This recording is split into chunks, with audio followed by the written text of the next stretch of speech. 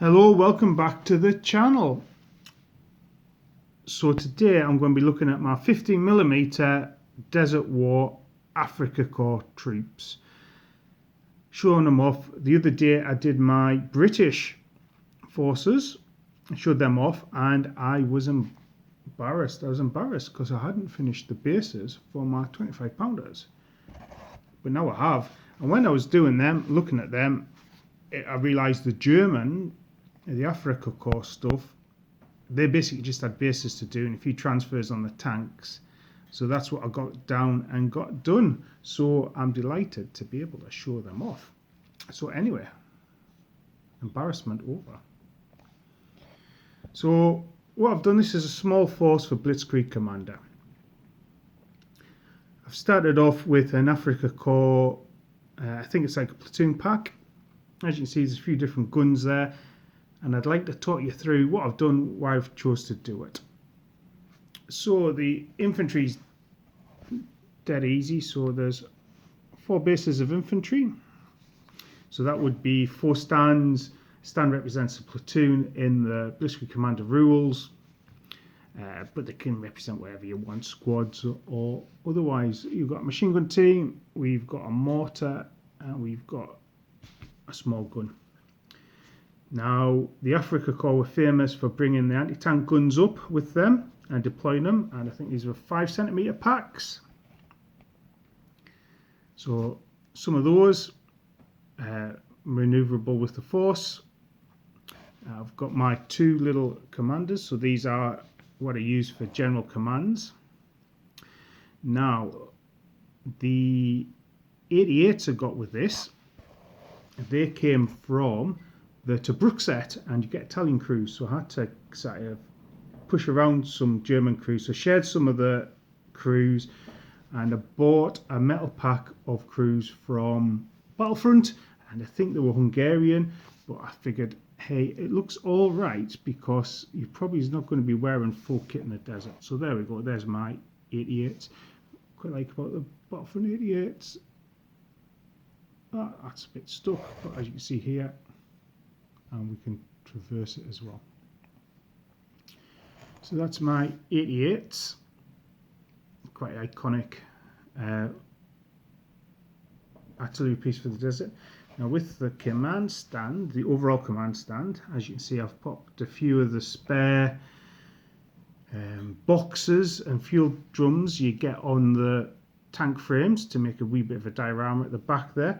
I've also put an Italian officer on. The Italian officer is made from slightly different material, and I'm going to do one looking at the different plastics and infantry available for butt action and talk about the butt action flames of war and talk about what's available. But he's slightly bigger and a bit cleaner cast than the German officer. But since they're allies, if I'm going to be fighting big games, I'll probably have Bersaglieri and Italian tanks as allies as well. But speaking of tanks, let's start looking at the tanks. So my tanks are really basic. So I've painted up, sprayed them like a Zandri dust colour, put an ink wash over them. I got a shade of dark brown, dry brushed it with Zandri dust and a wee lighter colour as well. So there's my wee Panzer IVs. I think they're Panzer IVs.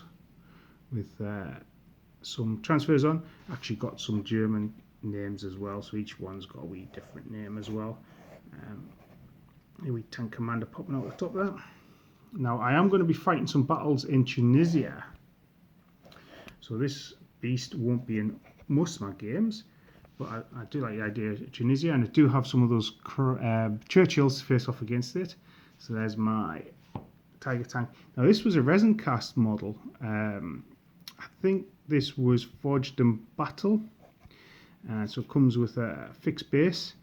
I think it might have a couple of metal components for it, like the gun. I don't know how I feel about bases on tanks.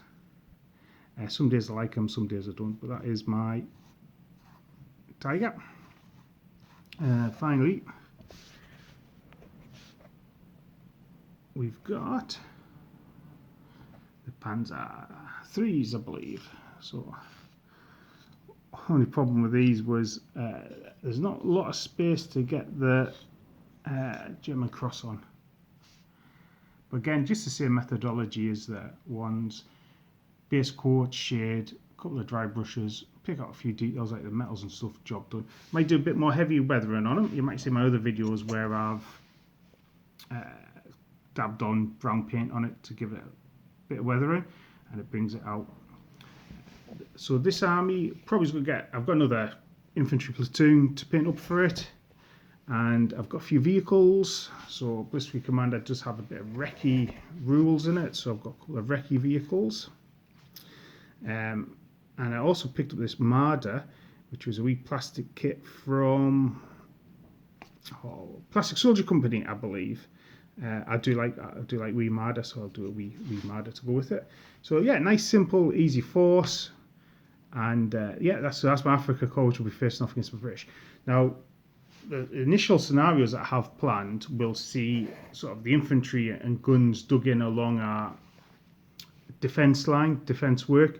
British will be attacking, the Hussar tanks, the Stuarts will be charging across the desert supported by Crusaders, and then the German tanks will be available as our reinforcement. That's it. That's the initial scenarios I have in my mind planned, and I've been getting some terrain together for that as well. So in the future, I look forward to sharing that with you, and I might even do a wee battle report for Blitzkrieg Commander.